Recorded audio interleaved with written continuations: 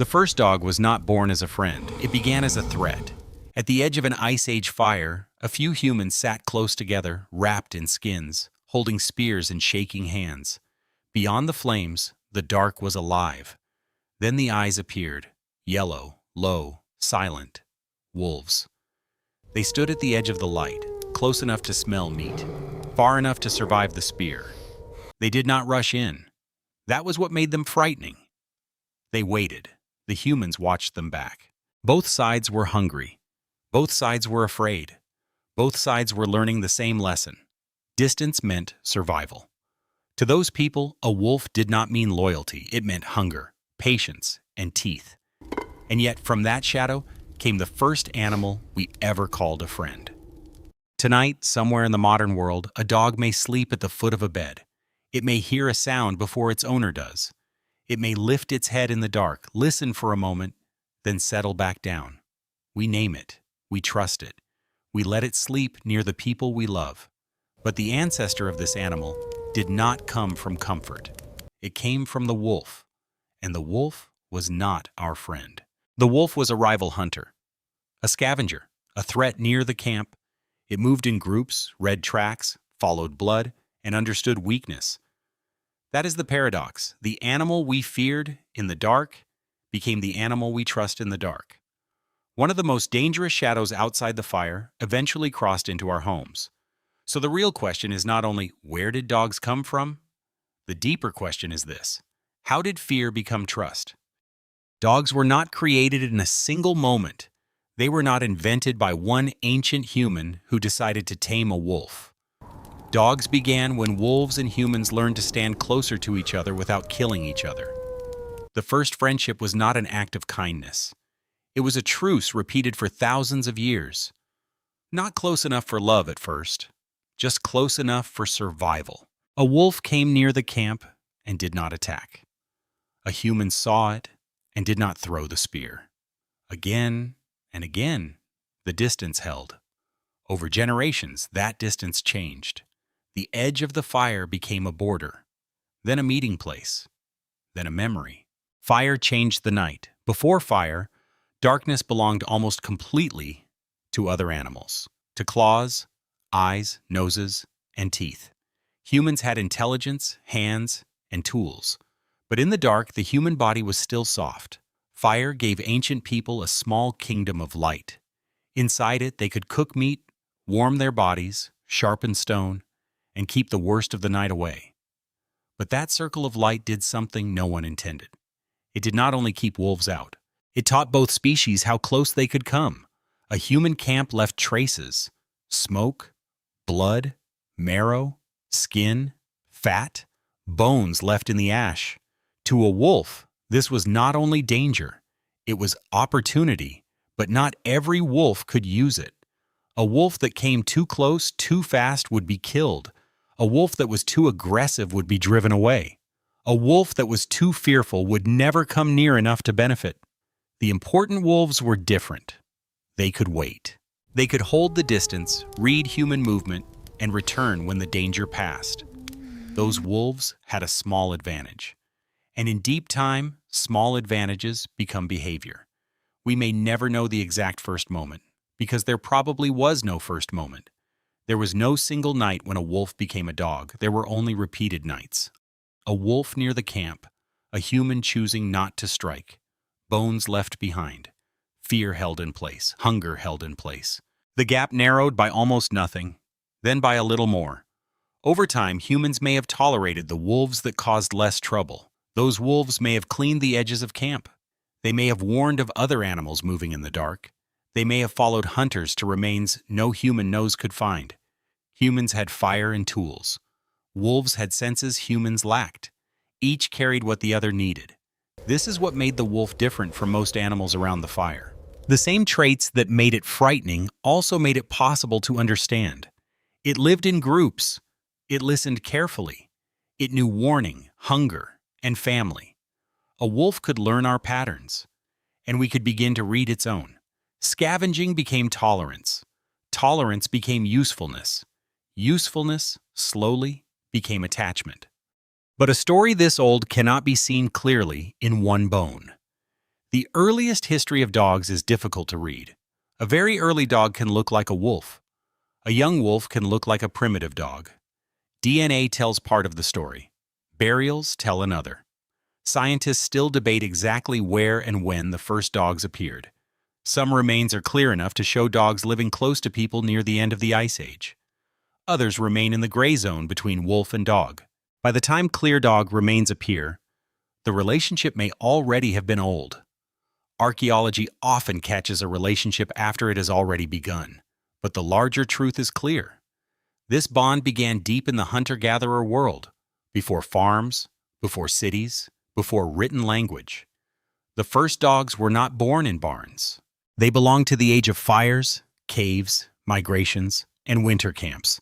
They belonged to people who followed herds, broke bones for marrow, and watched the night because the night could kill. That matters because dogs did not enter human life after humans became safe. They came while life was still dangerous, when every mouth mattered, when warmth mattered, when food could not be wasted, when a useless animal could become a burden. So if a wolf-like creature stayed near people in that world, it had to mean something. At first, maybe it meant warning, then tracking, then presence. Eventually, something more difficult to measure, belonging.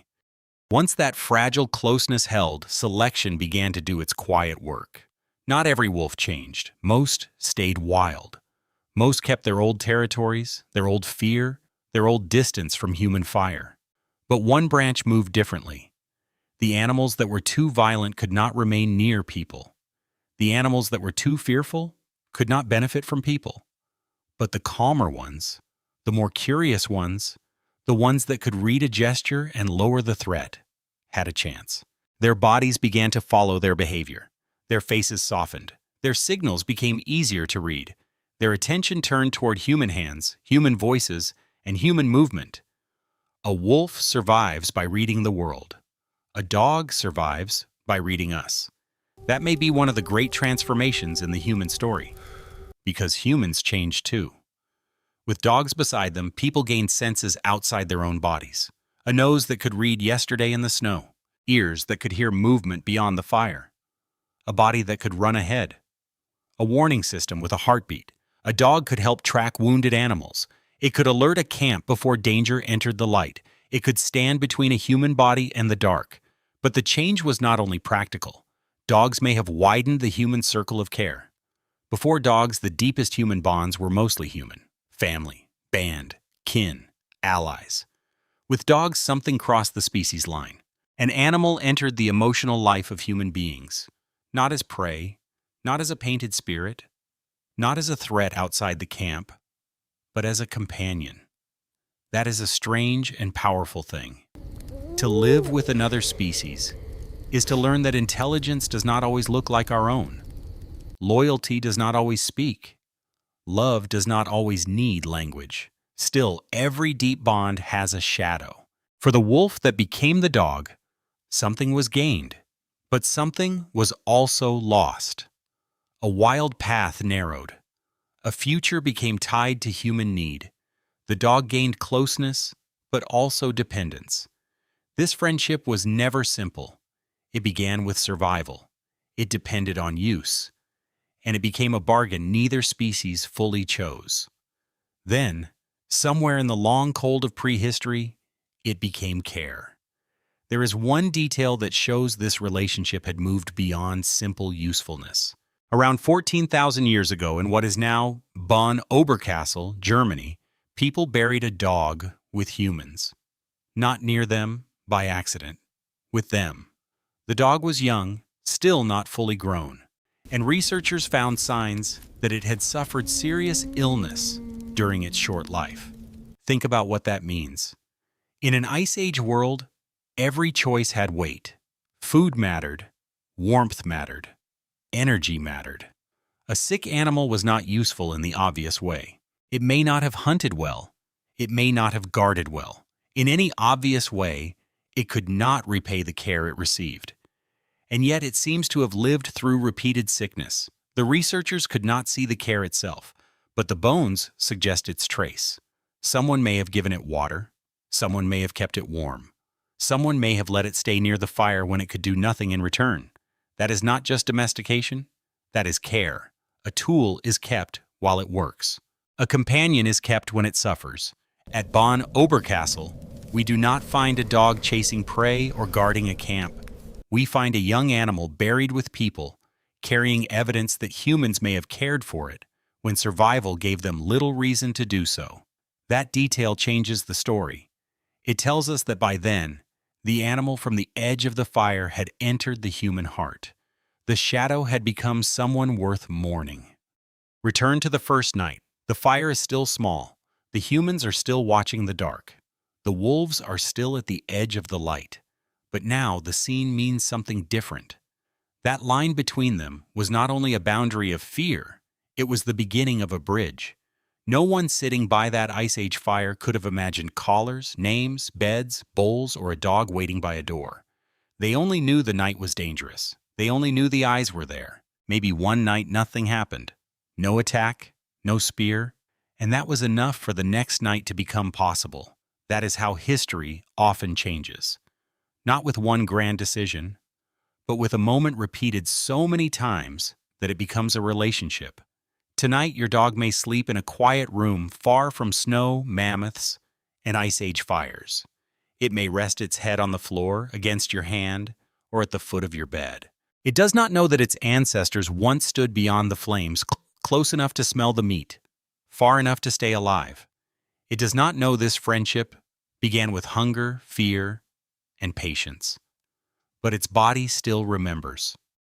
The ears that lift in the dark. The nose that tests the air. The instinct to lie between you and the door. What once watched us from outside the fire now watches the night for us. Perhaps something in us remembers too. Because when we look into the eyes of a dog, we are not only looking at an animal we changed, we are looking at the first shadow we allowed near the fire. The first friend did not come from the light. It came from the darkness just beyond it.